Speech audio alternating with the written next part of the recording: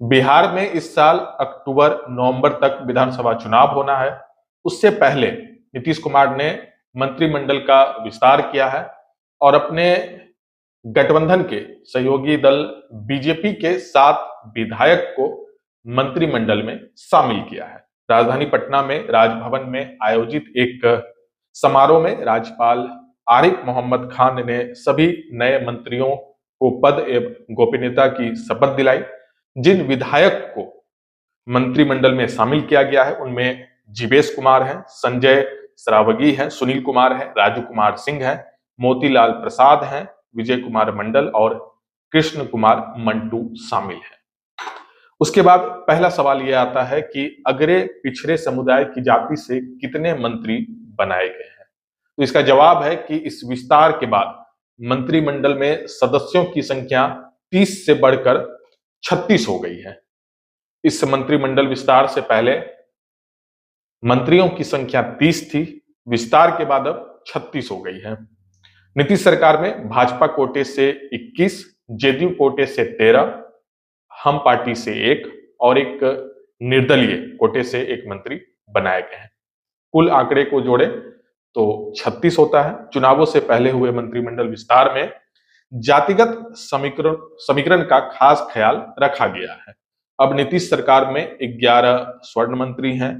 इनमें से 5 राजपूत, 3 भूमियार, 2 ब्राह्मण और 1 कायस्थ जाति से हैं। ओबीसी समुदाय से आने वाले मुख्यमंत्री नीतीश कुमार की टीम में ओबीसी मंत्रियों की संख्या 10 हो गई है। इनमें से 4 कोयरी कुशवाहा, 3 कुर्मी, 2 वैश्य और 1 यादव जाति से हैं। अति पिछड़ा वर्ग से कुल 7 मंत्री हैं। इनमें 3 मल्लाह और 1 कहार, तेली धानुक और नोनिया जाति से हैं। दलित समुदाय से भी 5 मंत्री हैं। इनमें से 2 पासवान, 2 रविदास और 1 पासी जाति से ताल्लुक रखते हैं। दलितों का विभाजन कर महादलित बनाए गए कोटे से मुसहर जाति से भी 2 मंत्री हैं। इसके अलावा एक मुस्लिम पठान भी नीतीश सरकार में शामिल है। दूसरा सवाल है कि किस वर्ग की कितनी आबादी और कैबिनेट में कितनी हिस्सेदारी। इसका जवाब है जिसकी जितनी संख्या भारी उसकी उतनी हिस्सेदारी। हालांकि यह मांग दशकों पुरानी है।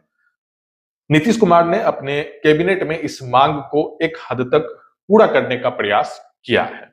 हालांकि इस मामले में वो 2 समुदाय को ही साथ रख करके न्याय कर पाए, यानी 2 समुदाय को ही जितनी संख्या है उतनी हिस्सेदारी मिल पाई है। लेकिन नीतीश कुमार के कैबिनेट विस्तार में इस मांग को विशेष तौर से ध्यान में रखा गया है। इसको समझिए कि हालिया जाति जनगणना के मुताबिक बिहार में पिछड़ा वर्ग की आबादी 27.12% है। नीतीश कैबिनेट में अब इस समुदाय की जो हिस्सेदारी है वो लगभग 29% है, यानी कि जितनी संख्या उतनी हिस्सेदारी।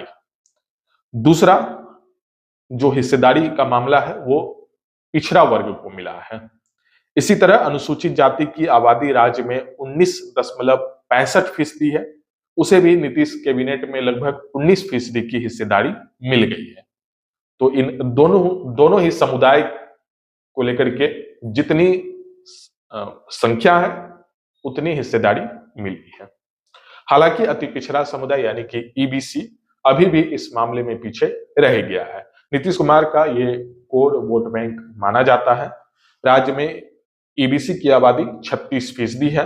नीतीश कैबिनेट में इस समुदाय को सिर्फ 19% की ही हिस्सेदारी मिली है। दूसरी तरफ सामान्य वर्ग जिसकी आबादी राज्य में 15.52% है, उसे नीतीश सरकार में आबादी के हिसाब से दोगुना प्रतिनिधित्व मिला है। नीतीश कैबिनेट में सामान्य वर्ग की हिस्सेदारी बढ़कर अब 31% हो गई है। आज जो कैबिनेट का विस्तार हुआ उसमें मिथिला क्षेत्र का बोलबाला रहा। 7 नए मंत्रियों में से 3 मंत्री मिथिला क्षेत्र से आते हैं और जबकि एक तिरहुत से यानी कि उत्तर बिहार से बीजेपी ने 4 नेताओं को मंत्री बनाया। इसी तरह मौजूदा मंत्रिमंडल में अगर देखें तो मिथिला से आने वाले मंत्रियों की संख्या 6 से बढ़कर अब 9 हो गई है, जबकि उत्तर बिहार के मंत्रियों की संख्या 9 से बढ़कर 13 हो गई है। उत्तर बिहार के नए मंत्रियों में 2 वैश्य, एक भूमिहार और एक राजपूत जाति से आते हैं। तो आज नीतीश कुमार का कैबिनेट विस्तार हुआ। अक्टूबर नवंबर में बिहार विधानसभा में चुनाव होना है, उससे पहले यह मंत्रिमंडल का विस्तार कई मायने में महत्वपूर्ण माना जा रहा है, क्योंकि जो इससे हिस्सेदारी दी गई है उससे आगामी चुनाव में फायदा मिलने की उम्मीद है। और लगातार नीतीश कुमार की कैबिनेट में इस बात को ध्यान में रखा गया कि जिसकी जितनी संख्या है उस हिसाब से उसे हिस्सेदारी मिले। मिथिला क्षेत्र में से भी देखें तो 6 में से 9 मंत्री हो गए हैं। मिथिला क्षेत्र से आने वाले मंत्रियों की संख्या 6 थी, आज के विस्तार के बाद 9 हो गई है। तो आज कैबिनेट का विस्तार हुआ और आज कैबिनेट विस्तार से पहले बिहार बीजेपी के प्रदेश अध्यक्ष दिलीप जायसवाल ने राजस्व मंत्री के पद से इस्तीफा दे दिया। हालांकि इस्तीफे का जो लेटर था वो सोशल मीडिया पे वायरल हुआ, तो उसमें स्पेलिंग को लेकर के कई तरह की गलतियां थी, जिसके बाद आरजेडी ने उस लेटर को सोशल मीडिया पे जारी करते हुए कई तरह के आरोप लगाए, तंज कसा, काफी ज्यादा वायरल भी हुआ। दरअसल डॉक्टर दिलीप जायसवाल ने जो लेटर जारी किया उसमें इस्तीफे को लेकर के जो नोटिस था, जो इस्तीफा था, उसमें कई चीजों को जो है गलत ढंग से लिखा गया था, स्पेलिंग गलती थी, जिसके बाद ही दिलीप जायसवाल को ट्रोल भी किया गया और दिलीप जायसवाल ने भी इस पूरे मामले पे पलटवार किया।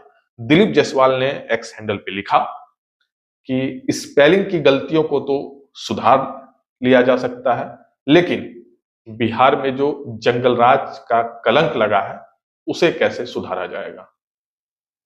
दिलीप जायसवाल ने ये पलटवार किया। हालांकि इस पूरे मामले पे आपकी क्या राय है, आप इस वीडियो के कमेंट सेक्शन में लिख सकते हैं। मेरा नाम है शुभम और आप देख रहे हैं बिहार मिरर।